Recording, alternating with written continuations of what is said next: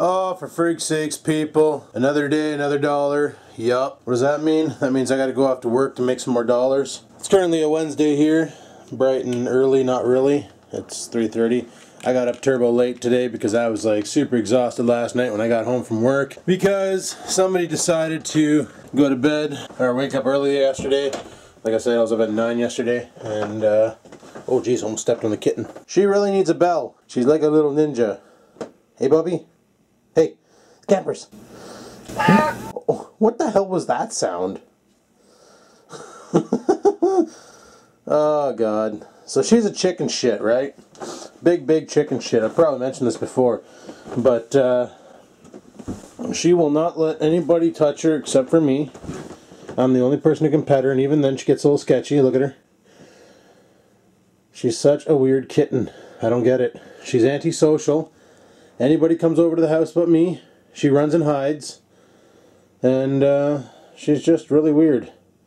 And the reason why I don't let her in the bedroom with me is because while I'm sleeping, somebody has a craving for feet. And when she goes into the computer room, she has a craving for frickin' my headphone wires. The ones I use on my PlayStation, the PX20 somethings. PX21s I think they're called. So I can't let her in there because then I got to keep an eye on her at all times, because if she gets near the friggin' headphones, the wire ends up in her mouth and she starts chewing on it, which really sucks because like I got those on deal. I got them for like 40 bucks, but they're back up in price, back up to their $70, $80 mark, and I really don't want to dump that kind of money back into a headset if I don't need to. So unfortunately I got to keep her out of the computer room. What the hell's this for? Gift purchase. Oh, that was for when I bought all that M&M stuff. Ha, there you go. So we're gonna have to get going soon. I want to go outside and check where I dug out that. Oh, frig, dog's food's empty. You gotta give me some more M&Ms. But I want to go check alongside the house there and see what. Give you guys an update on since I dug that area out as to what's growing there, because if there is stuff growing there, then I'm thinking sometime this week I'm going to have to head out there and strike again. Now I do have, and I was told this could work, I have vinegar, and people said dilute it 50-50 water vinegar. I'm probably going to say fuck it. I'm going to buy another vat of this, and I got a spray bottle in the garage. It's one of those you pump it up, builds up pressure, and then you can just hose it down. And what I might do is put some vinegar into it and then just vinegar bomb the entire area beside the cement slab and then go from there. And that way there, the whole slab will be completely dicked and no plant life should want to grow on it. And if that works, then holy, I look like John Travolta with a pop collar. But no, if that works, then right on. Something else I need to do again soon is shave my frickin' head. So let's go take a look at that side thing, see what's really happening. Holy, she's a nice warm day out today. I almost, oh my god, dog took a great big shit on the sidewalk. But no, looks like we got some scragglers growing back in here. I'm hearing noises in the backyard like something's moving around. But looks like most of it's gone. Well, we're gonna have to keep an eye on it because I don't want it to get like last year. I should see if I have any video clips of what it looked like last year. And if I do, I'll insert them. If I don't insert them, it's because I couldn't find any. But it looks pretty well done. You're probably wondering why I don't want that there and why I want to remove these. What I was thinking was once we delete that tap, because I can't turn it on, the valve inside the house is seized shut. This garden hose is coming out of here. It's pretty much toast anyway. And I want to buy one of those garden hose wrappers, put it on the side of the house where the garbage can sits. But then I was thinking like this is 22 feet wide. So I was going to build a deck, get some 2x6s, and I was going to anchor them to the concrete. Maybe even fix this here skirt and then lift it up a little bit and build off of it so that the 2x4s will be sitting about the height of that that tap, and then come out 10 feet and give myself a 22x10 deck on the back of the house, somewhere where I can put down like tables and chairs and my barbecue and all that, and You know, if people want to come over and they want to sit around and drink beers, we can have deck parties and, you know, all that kind of fun stuff. But once again, I don't really know what's happening with my job. And if I'm going to be, junk mail, if I'm going to be in this town for for how long, like, so right now, it's all just a waiting game, waiting to see what's going to happen and go from there. And I know I talk about my job a lot in the videos, and there's a reason for that, and that's because that's the key player in what happens with my future. So you got to understand that. So it seems that the nonsense in the backyard is working. Seems to be holding up pretty well. We're going to take a look at it again.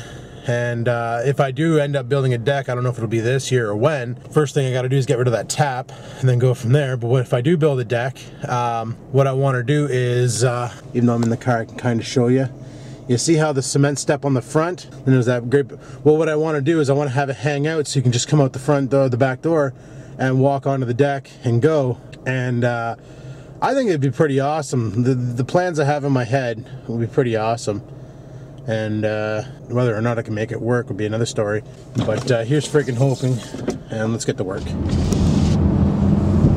So Rex and I have been chatting about this. Remember I was talking to you about my neighbor came over there that a couple of videos past. He was banging on the door and about people breaking into sheds and all that shit. Well, and I talked to him about how Rex and I, we like to take our mowers off-roading and all that. And I was asking him about the rules and all that.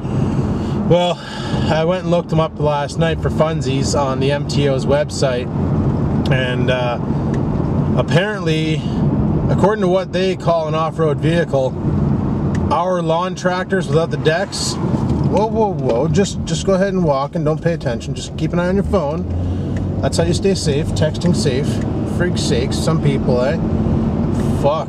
Just walking across the street, staring at her phone, like no regards to traffic, you know. Last time I checked, 4,000-pound car versus 100-pound girl. The girl usually doesn't win, but, you know, there's always time for change. But anyway, the rules for an off-road vehicle, our tractors almost qualify. You have to have working headlights, which mine does. I don't know if Rex's do, but both of mine have working headlights. You have to have working brake lights. Yeah, that's where a problem comes into play, because I don't know a friggin' tractor out there, a lawn tractor that has a working brake light. Hell, half of them don't even have working brakes. That's another thing you need, is working brakes. Mine both have working brakes. That's not a problem for me. Just so happens the brake and the clutch are on the same pedal. So if you push the pedal halfway down, then it's the clutch, and if you crank on her all the way down, then the brake engages too. So it's all based on tension of the pedal, I guess, or position of the pedal, which is kind of cool, not a big deal. Okay, what else do you need? Oh yeah, you got to be wearing a DOT approved motorcraft helmet, whether it be a motorbike helmet, a skidoo helmet. It's got to be DOT approved, and you're good to go. So as long as you're wearing that, and of course every time Rex and I go romping, which is only once so far, but we wore our helmets because we put GoPros on them, you know, because it makes the adventure that much more funner when you can GoPro it and share it with your friends. So that one there we hit. There was another one that was kind of weird, was you had to have, well, not really weird, but it makes sense, 0 blood alcohol level. You cannot be under the influence of liquor or drugs while operating the tractor. If you are caught under the influence, even if it's within the safety limits of a G license, you are still going to get fined. You are not permitted to operate an off-road vehicle while intoxicated. So that's good to know. So no sucking back a six-pack and going for a romp in the bush. Not a big deal, not a big deal. There was another one. Oh yeah, you're not allowed to have passengers, and the seat that you're sitting in is only for one individual, and there you go. Which both tractors, all tractors have that seat, so you're good, you're safe. You have to adhere by the road laws, as in North America, you drive on the right side of the road all the time. There's never an exception, except for on a one-way street. If you're passing, you will take to the left side. But on the tractor, you can't be driving your tractor. Like, I can't be on the left side of the road heading towards traffic. I got to be driving with the flow of traffic. Also, if you're driving in what do they call them, off-road vehicle, so an ORV they're calling them, if you do not have the proper signal indicators, you must use hand gestures like you would on a pedal bike, where you put your left arm in an L up, and that means you're going right. You put your arm straight out, and this is your left arm you're doing this with. Put your left arm straight out, and that means you're going left, and then you signal a flat hand down, and that's a stop. They recommend that you do that on the roads just to let other traffic know what you're doing. You're not permitted to ride on sidewalks, you're not permitted to ride on walkways, you're not permitted to ride on highways. Like this highway in front of me, the one that's going left to right and right to left, I could not take my tractor on there. That's highly illegal. You will get fined out the ass. So that's also good to know. Because Rex and I were talking, and he's like, oh dude, it'd be hilarious, let's take the tractors and go to Timmy's on Lakeshore. Problem is, Lakeshore is a highway. Even though it isn't, it's the old Highway 17B. And I don't know if that would be illegal. Now, he could come to my house, and then we could ride down the street and go to the Hortons just down this road from my house.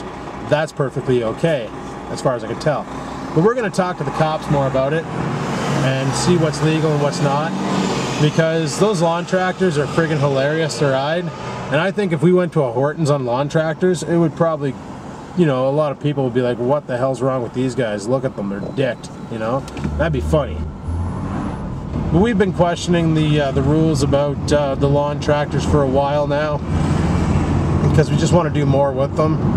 And Rex has a couple that are pretty quick. I only have the two, the one that mows the lawn and the one that romps the back 40s.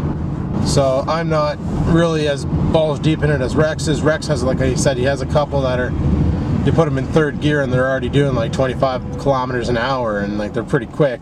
I think the fastest mine goes is probably 6 kilometers an hour.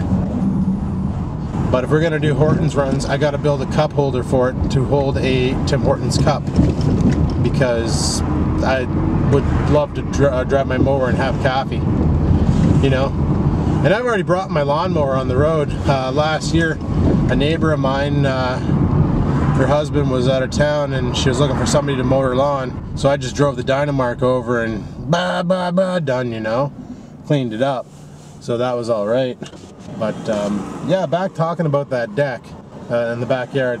I'll leave the lawn tractor talk at that until we get more information. Then I'll let you guys know what the do's and don'ts of North Bay, Ontario are with OVR tractors, or ORV tractors, sorry. We should call them OVTs, off-road vehicle tractors, or ORTs, off-road tractors. See if we can get our own specialization in them. That'd be awesome. But yeah, about the deck, basically what I want to do is kind of like a wraparound, where the steps to get up and down on the deck are the concrete steps, and I was thinking about busting those out and making it all wood and doing a wooden platform all the way around, so you can just walk out the door and then go into the backyard on the deck, barbecue, hang out, you know, have some vape, drink some beers, party with your friends, have some tunes out there, and just have a good old time, right? And I think that would be pretty freaking cool, especially in the summer, you know. Get Adrian over, get Rex over, get Cat Piss over, you just get a bunch of, oh Jesus, almost fucking got taken out by a Saturn. But I think that'd be pretty freaking awesome. I think we'd have a blast. Have the barbecue back there, do some burgers or steaks or chicken or whatever, and cook it up. But then I was thinking that if I'm going to do a barbecue out there, because the house is already gas fitted, get them to run a natural gas line outside right into a barbecue. I don't think natural gas is affected by the cold like propane is, but I could be wrong. I know propane has a tendency to gel up at minus 35. I don't know about natural gas. I don't think it does. But I'm not the gas expert. I just fart a lot. Well, yeah, I want to have it wrap around, and I'd have to dig up all that grass and then kill the area so it doesn't come back and all that fun stuff, but that shouldn't be too hard to do. With proper chemicals, you can, by chemicals I mean like vinegars and all that, you can pretty much ruin plant life for life. It's freaking awesome. So, but yeah, I think that would be kind of cool. I think that'd be pretty awesome. I've been wanting to do that since I moved in there, and I just never got around to it. But the key thing is that tap has to go, that garden tap outside. Because if we do what we want to do, and we move the tap to the side of the house where the garbage can is now, I'll be able to use the hose in the front and backyard, which is nice. I'll be able to, oh shit. I'd be able to build the deck and not have to worry about hitting that tap. And I'd be able to wash my cars at home now instead of spending 22 bucks at a pay and spray just to get a mediocre job. And that's what I hate about those paid car washes where you pay and then they turn on the power to the water and the soap to the brush and all that is. You know, you spend, like you have a set time, so you really can't focus. You got to get in there and get her done, hammer down, and just go, go, go, go, go, and no breather and all that. Where when you're washing your car at home, you know, you can target areas and like really work on areas that are desperately in need of attention, and you're not set on a time limit. You just get her done as fast as you can, however slow you want. Take as much time as you need. Because the clock ain't running, you don't have to feed dollars to a thing. And that I like. So, sure the pay and sprays do have some fucking awesome soap in them. I have to admit that. But you can get awesome soap for at home too. And now that I got that pressure washer, and it has the little spout where you can hook it up to a bucket of soap and have it go soap mode and suck up soap and then spray soapy water all over your car and then go back to regular water and rinse it all off. And then I got like sponges and chamois and chihuahuas and all that shit at home. So I could really target the crap out of my car and clean her right the frig up and make it awesome. But without running water, it's kind of a bitch. Fucking buddy behind me, he's in the car, driving away, not paying attention. Where am I going? Oh, I guess I'm parking over here again. Even though there's totally parking spots in the front. You know what? I'm looping around, frig it. Ah, frig. Surprised Brucey's not here yet. Oh, he's here. Never mind. He's probably sitting in his car vlogging. Yup. Totally just sitting in his car vlogging. Making videos for you guys, eh? Frig yeah. That's how we roll. But I'm gonna park beside my co-worker's green Hornet here and seal the deal.